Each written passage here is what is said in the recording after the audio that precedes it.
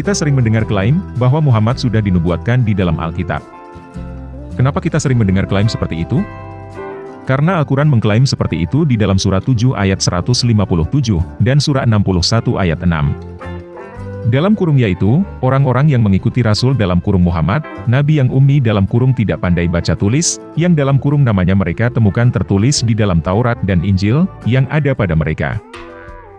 Dalam kurung ingatlah, ketika Isa putra Maryam berkata, "Wahai Bani Israel, sesungguhnya aku adalah utusan Allah kepadamu, untuk membenarkan kitab dalam kurung yang turun sebelumku, yaitu Taurat, dan memberi kabar gembira, tentang seorang utusan Allah yang akan datang setelahku, yang namanya Ahmad," dalam kurung Nabi Muhammad. Nah, ada dua masalah di dalam klaim ini. Masalah yang pertama adalah, tidak ada nubuat tentang Muhammad, di dalam Taurat dan Injil. Masalah yang kedua adalah, nama asli orang ini juga sebenarnya bukan Muhammad. Dan kita akan kongsikan nama Nabi yaitu Kutham. Jadi, pada video ini kita akan membahas, siapa nama asli orang ini sebenarnya. Oke, kita mulai aja ya. Dan kita akan kongsikan nama Nabi yaitu Kutham.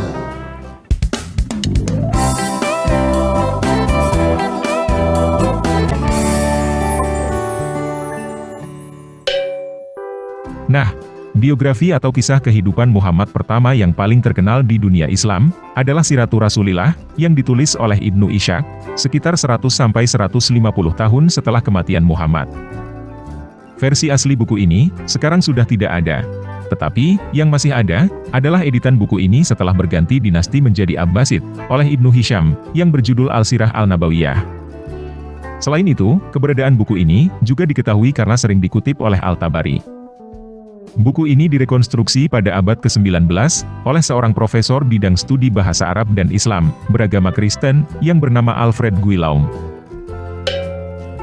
Menurut sumber Islam yang paling populer sekarang ini, Muhammad lahir pada tahun 570 Masehi, di Mekah. Ayahnya bernama Abdullah, ibunya bernama Aminah, dan kakeknya bernama Abdul Muthalib. Ceritanya begini. Pada suatu hari, Abdul Muthalib menggandeng Abdullah, berjalan melewati seorang perempuan, yang merupakan saudarinya Warakah bin Naufal. Perempuan ini menawarkan unta yang banyak, jika Abdullah mau menikah dengan dia pada saat itu juga. Jadi maksudnya, perempuan ini mau bayar Abdullah, jika Abdullah tidur dengan dia saat itu juga. Tetapi, Abdullah menolak perempuan ini, dengan alasan dia tidak bisa karena dia harus ikut ayahnya. Kemudian, Abdul Muthalib menikahkan Abdullah dengan Aminah binti Wahab. Aminah binti Wahab ini punya sepupu yang bernama Halah binti Wuhaib. Halah binti Wuhaib ini kemudian menikahi Abdul Muthalib pada hari yang sama dengan Abdullah menikahi Aminah binti Wahab. Jadi, bapak dan anak ini pergi ke sebuah rumah, bayar mahar, untuk tidur dengan dua orang perempuan pada hari yang sama. Setelah Abdullah tidur dengan Aminah binti Wahab, dia pergi menawarkan dirinya kepada saudarinya Warakah bin Naufal. Tetapi, saudarinya Warakah bin Naufal sudah tidak mau dengan Abdullah, karena dia sudah tidur dengan Aminah binti Wahab. Menurut saudarinya Warakah bin Naufal, dia tidak mau, karena sinar mata Abdullah hilang, setelah dia menikah dengan Aminah binti Wahab. Kemudian, Halah binti Wuhaib, dan Aminah binti Wahab, hamil. Ketika Aminah binti Wahab itu hamil, Abdullah meninggal. Mungkin, ini yang dimaksud oleh saudarinya Warakah bin Naufal, dengan sinar mata Abdullah hilang. Mata Abdullah seperti orang yang sebentar lagi akan mati, setelah dia menikah dengan Aminah binti Wahab. Setelah Abdullah meninggal, Halah binti Wuhaib melahirkan Hamzah bin Abdul Muthalib, dan Aminah binti Wahab, melahirkan Muhammad bin Abdullah. Jadi, Hamzah bin Abdul Muthalib ini, adalah pamannya Muhammad, yang dipenetrasi oleh Abdul Muthalib, pada hari yang sama dengan Aminah dipenetrasi oleh Abdullah. Menurut Siratul Rasulillah, nama Muhammad diberikan oleh ibunya, karena ketika dia hamil dia mendengar suara, bahwa anaknya akan menjadi pemimpin. Menurut tradisi lain, seperti pendapat Imam Suhaili, yang hidup pada abad ke-12 dan populer di kalangan Islam, nama Muhammad diberikan oleh kakeknya, Abdul Muthalib, karena mimpi. Aminah meninggal, ketika Muhammad berusia antara 6 tahun. Setelah itu, Muhammad diasuh oleh kakeknya, Abdul Muthalib. Abdul Muthalib meninggal ketika Muhammad berusia 8 tahun. Setelah itu, Muhammad diasuh oleh pamannya yang bernama Abu Thalib. Nah, kisah tentang pemberian nama Muhammad ini, sepertinya tidak ada masalah. Namun, ternyata, Hamzah bin Abdul Muthalib berusia 4 tahun lebih tua daripada Muhammad. Hal ini tercatat dalam banyak sumber-sumber Islam. Di antaranya, di kitab At-Tabakat Al-Kubra karya Ibnu Sa'ad, yang juga ditulis sekitar 150-200 tahun setelah kematian Muhammad. Dan hadis Al-Mustadrak ala Asy-Syahihain, yang ditulis 300-an tahun setelah kematian Muhammad.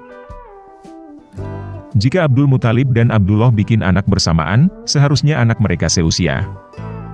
Tetapi, kenyataan bahwa Hamzah 4 tahun lebih tua daripada Muhammad, tentunya menimbulkan pertanyaan. Jadi anak yang lahir dari Aminah setelah 4 tahun kelahiran Hamzah ini, sebenarnya anak siapa?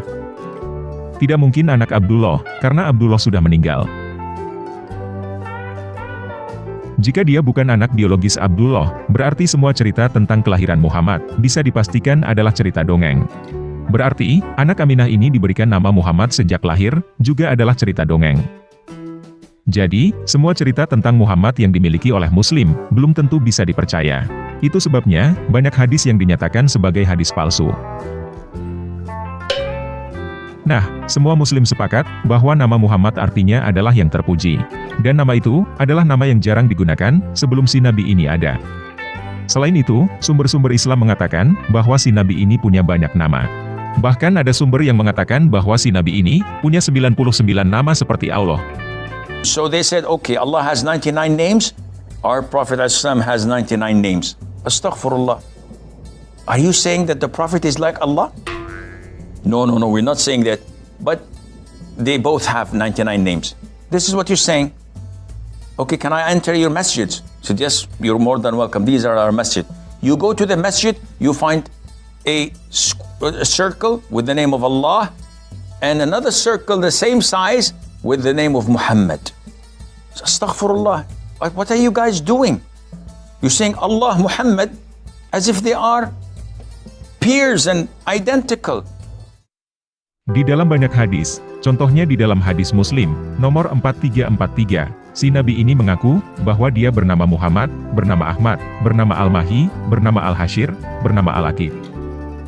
Dia bahkan mengaku, bernama Rauf dan Rahim, yang merupakan nama Allah.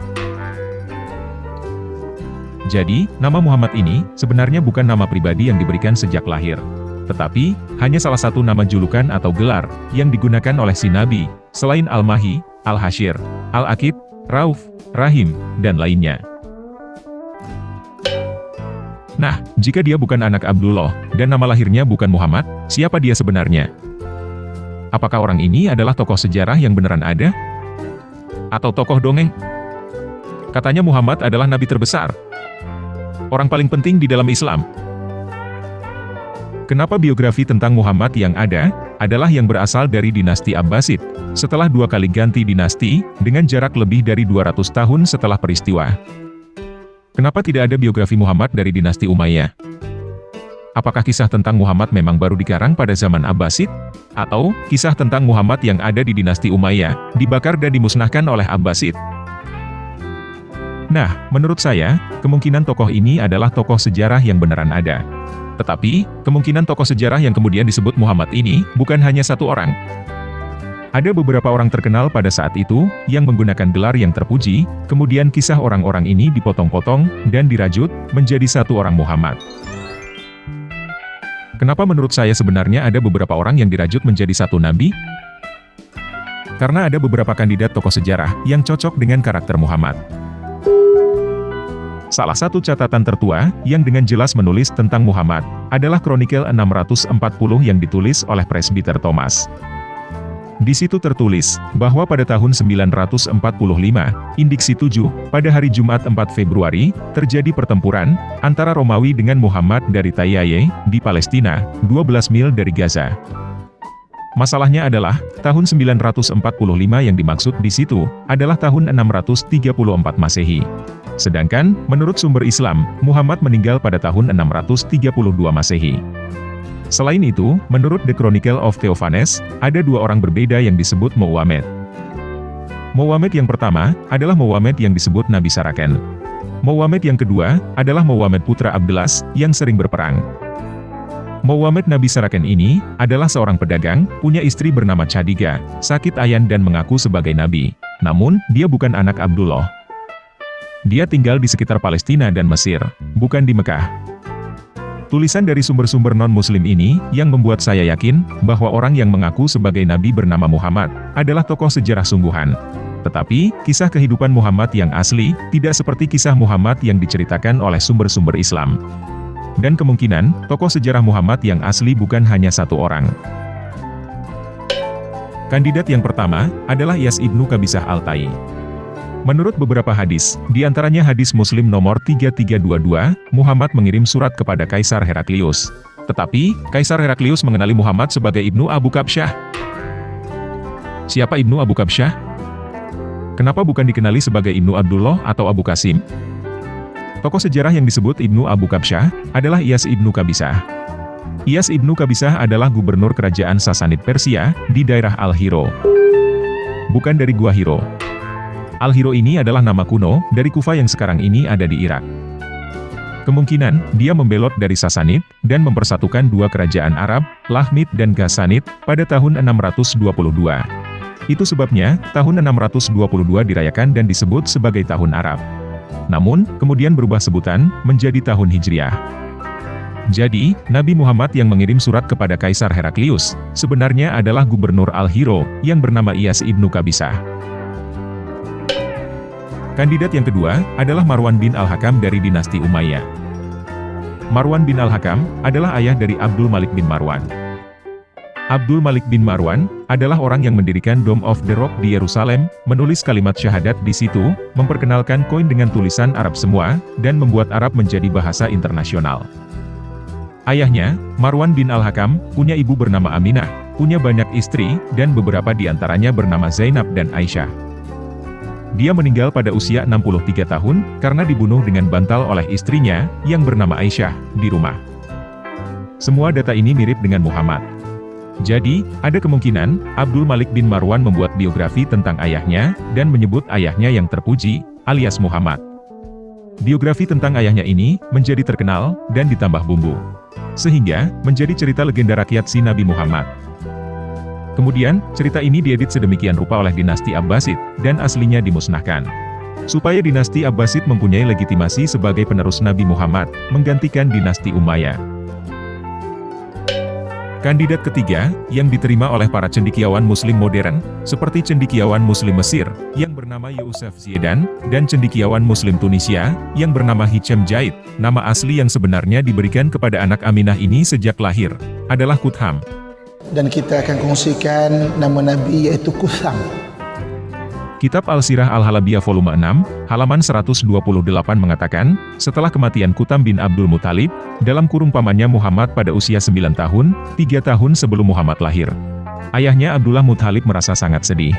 Sehingga, ketika si Nabi itu lahir, dia menamainya Kutham. Arti nama Kutham ini, kurang bagus. Mungkin bisa saya katakan, bahwa kata Kutham diserap ke dalam bahasa Indonesia, menjadi kusam. Kutham kemudian ganti nama Muhammad, ketika dia mengaku sebagai Nabi, supaya cocok dengan nubuat kedatangan Rasul yang bernama Ahmad. Menurut mereka, Kutham tidak buta huruf, dan punya sakit ayan.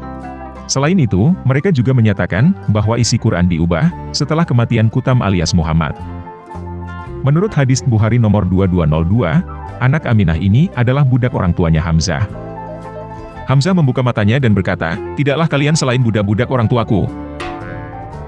Maka Rasulullah SAW kembali ke belakang, hingga meninggalkan mereka. Kandidat keempat, adalah Nabi dari Persia, yang bernama Mani. Nabi Mani ini, hidup pada abad ketiga. Dia mendirikan agama Manisme, yang tersebar dari China sampai Eropa. Dia mengaku sebagai Parakletos yang dijanjikan oleh Yesus, dan sebagai Nabi penutup. Dia mengaku mendapatkan wahyu gedebuk dari langit, dan dia juga mengaku pernah ke surga, dengan menggunakan kuda terbang. Kalau teman-teman lihat peta penyebaran agama Islam, persis dengan peta penyebaran agama Mani. Jadi, konsep kenabian Muhammad, jelas menjiplak konsep kenabian Mani. Kemungkinan, Islam adalah perubahan bentuk agama Mani dari Persia, yang dimodifikasi sehingga menjadi milik Arab. Kandidat kelima, adalah Umayyah bin Abi Al-Salt. Umayyah bin Abi Al-Salt, adalah seorang penyair, yang mengaku sebagai nabi pada abad ke-7, dan puisi-puisi karya Umayyah bin Abi Al-Salt jelas mempunyai hubungan dengan Al-Quran. Ada yang menafsirkan bahwa Quran Surat 7 ayat 175 sebenarnya membicarakan tentang Umayyah bin Abi Al-Salt. Bacakanlah dalam kurung Nabi Muhammad kepada mereka dalam kurung tentang berita orang yang telah kami anugerahkan ayat-ayat kami kepadanya.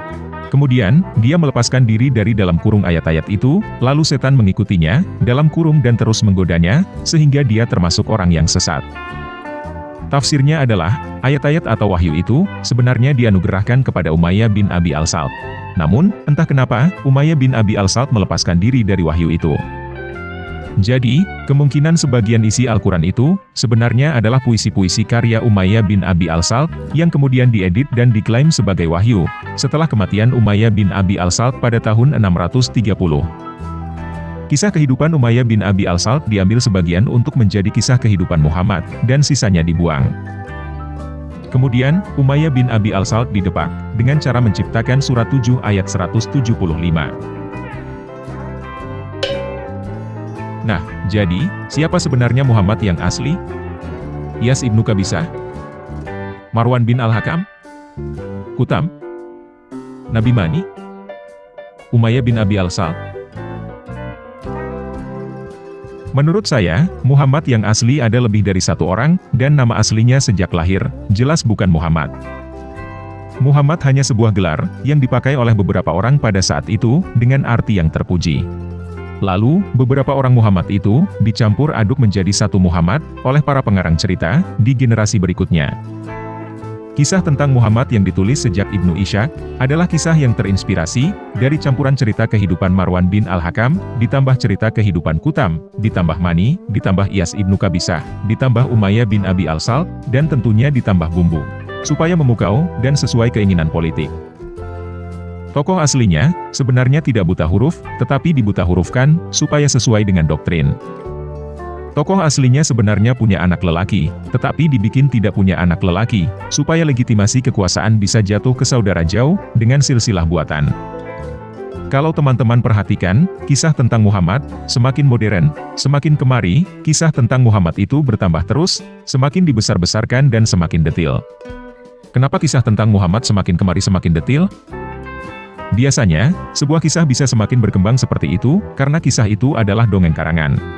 Karena kisah itu laku, dibuatlah sekuelnya. Jadi, nubuat tentang Muhammad ada dua masalah. Yang pertama, nubuat tentang Muhammad atau Ahmad, tidak ada di dalam kitab-kitab sebelumnya. Yang kedua, nama Muhammad atau nama Ahmad, bukan nama asli orang yang bersangkutan. Dan kita akan kongsikan nama Nabi yaitu Kutham. Dan kita akan kongsikan nama Nabi yaitu Kutham.